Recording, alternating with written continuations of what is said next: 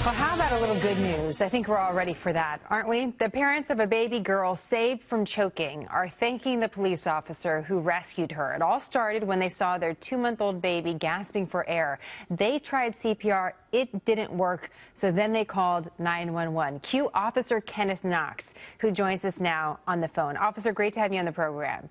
Yes, ma'am. Thank you. So tell us what happens. They call 911. You get the call. What happens next?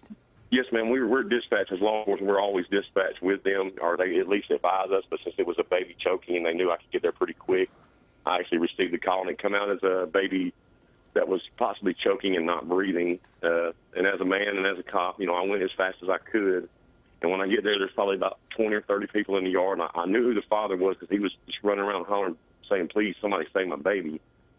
So I run in the house, and you have to give me a second here. I run in the house, and there was a lady holding the baby, and I could see that she was very limp, and that she had done turned blue, and her eyes had started to glaze over, which indicated to me that she was very, very close to being deceased. And I laid her down on the couch, and I tilted her head back, and I tried to sweep my finger in there, which you're normally taught to do in CPR, but I couldn't find anything. So I turned around and asked the dad.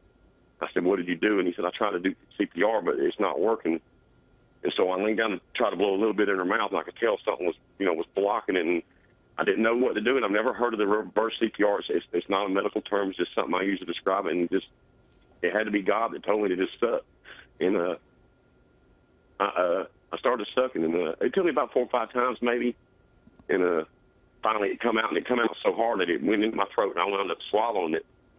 And as soon as that happened, I give her one more little breath, and she started breathing. And she just, for a brief second, she smiled at me, which I don't know if I'm intelligent enough to put that into words as what that done to me. And then she started screaming and crying. And I looked at her mom, Miona, and I told Miona, that's music to my ears, because that lets you know now she's breathing and she's mad because we're messing with her.